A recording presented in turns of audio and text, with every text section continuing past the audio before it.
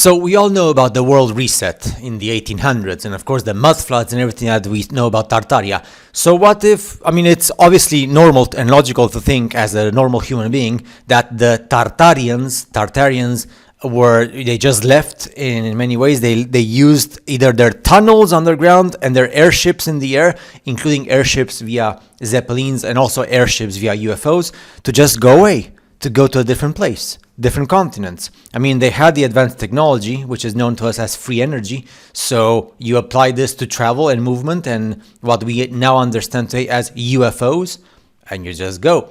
Now, the thing is, many of the UFOs we see today, of course, we know about the Germans, and we know the relationship between German language, ancient German, and Hyperborea, Tartaria.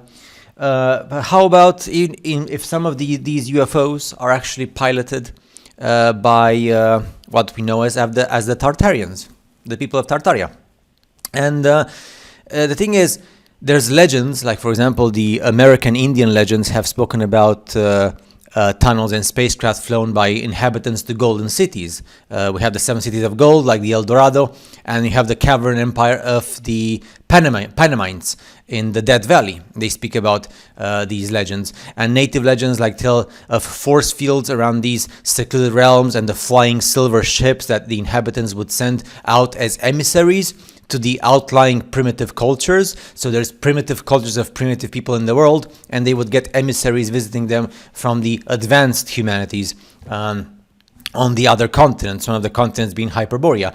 And their lifestyle of these advanced humanities are so lavish that even the basic objects were made of gold and precious stones. Even there's Spanish accounts of the Spanish explorers in the 1600s. They would look for these golden cities and these advanced human cities. And one of the expeditions in Spanish was saying that they saw in the distance a majestic illuminated city from far, but had to turn back because of the harsh conditions of the weather. Now, there's also, in the 1930s, there was reports about finding tunnels filled with giant mummies with red hair near the Arizona, Nevada, California state lines, usually with red hair and blonde hair. And the legends, with the Mexican legends recorded by the Masons about a hidden mountain kingdom that no white man has ever seen. And there's legends with the tribes of natives in Mexico speaking about countless treasures in great white cities that nobody was able to go to.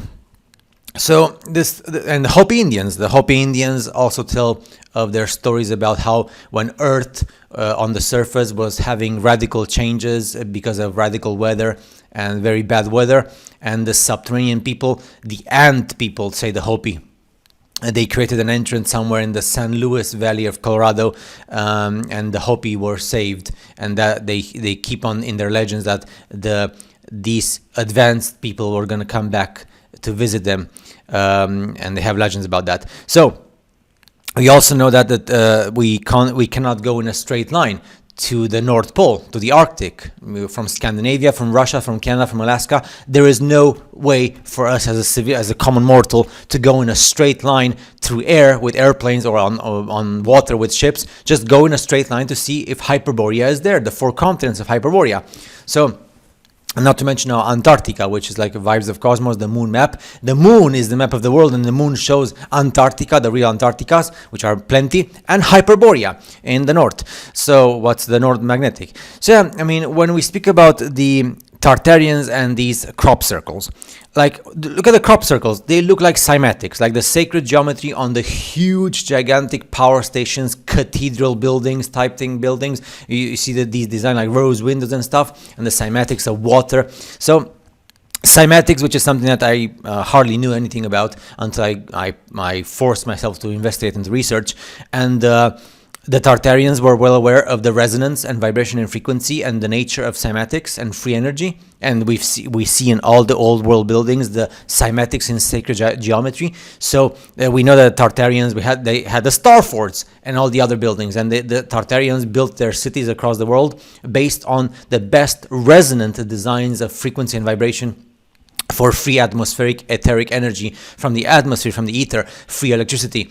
And what we call now churches and cathedrals, they're full of these cymatic designs on the walls and the exteriors and the interiors, and everything is cymatic. So you look at the cymatics of the cathedrals and the old world buildings of the Tartarians or the Hyperboreans, or however you want to call them, or the descendants of the Hyperboreans, and you compare the cymatic designs of the buildings with the crop circles, and they're exactly identical. Now, I don't have time right now to do more images and pictures, but I have like these images and pictures of the crop circles that were made in the 1980s and 1990s and 2000s, and then you look at the designs of magnetrons and electric magnetic designs for electromagnetic devices, and they look exactly the same. And we all know the electromagnetic is infinite energy on the earth, and they look exactly the same, cymatics with the crop circles.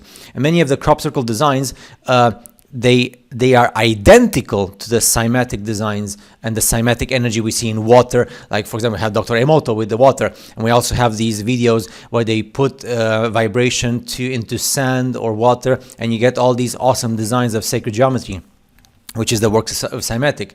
So if the crop circles are created sometimes by the Germans and sometimes by the Tartarians and the Hyperboreans, and we know about the ancient German language. Admiral Byrd said in his diary when he went to the North Pole, and then of course he was under arrest by the US military, he said that the language he heard on radio sounded like ancient German.